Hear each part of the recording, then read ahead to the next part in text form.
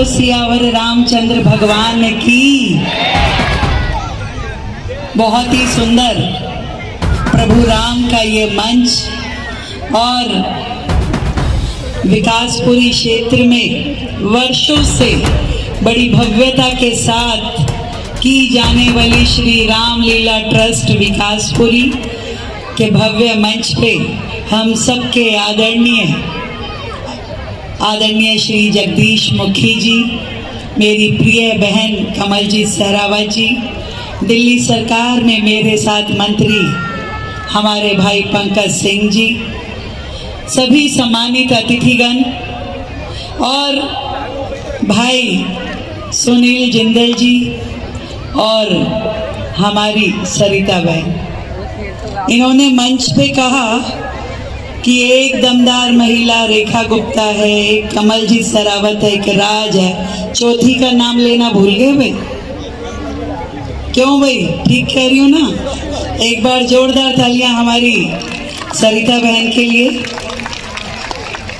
आज इस मंच से मैं आप सभी को नवरात्रों की और आने वाली हमारे सभी त्योहारों की बहुत बहुत बधाई देना चाहती हूँ, शुभकामनाएं देना चाहती हूँ और प्रभु राम के चरित्र को देखने के लिए इतनी बड़ी संख्या में आए हुए सभी राम भक्तों को मेरा बहुत बहुत प्रणाम।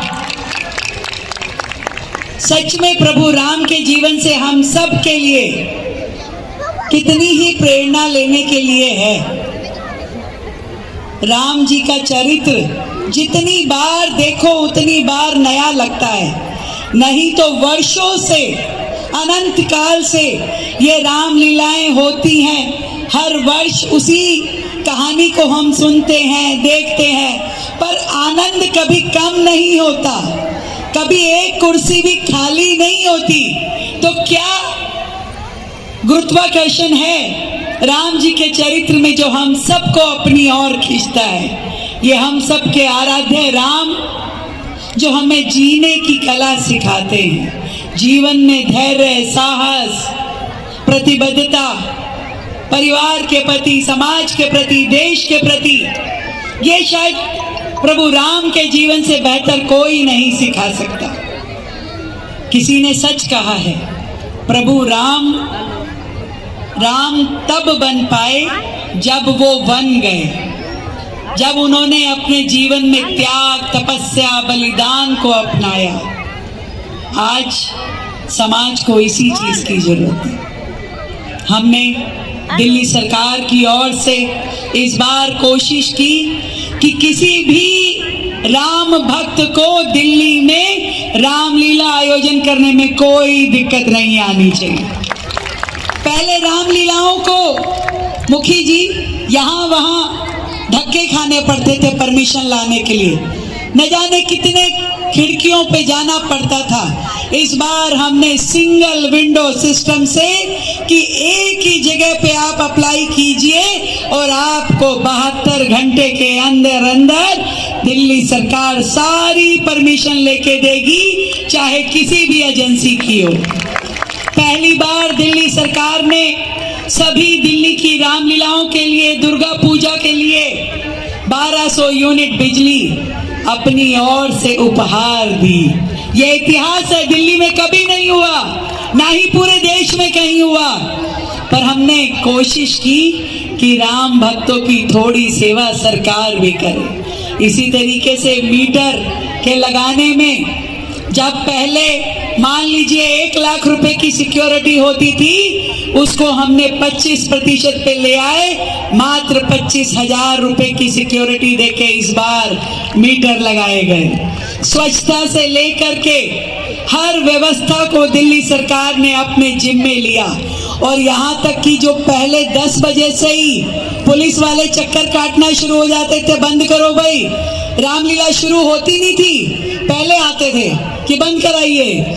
हमने ऑफिशियली इस बार 12 बजे तक का समय तय करवाया, उसकी परमिशन दी ताकि किसी को भी दिक्कत ना हो। बस इतना चाहते हैं कि दिल्ली में भी राम राज्य जैसा सुकून और खुशी दिल्ली के निवासियों के लिए आए। उनके चेहरे पे मुस्कुराहट हमेशा बनी रहे और प्रभु राम की कृपा हम सब पे यूं ही बनी रहे।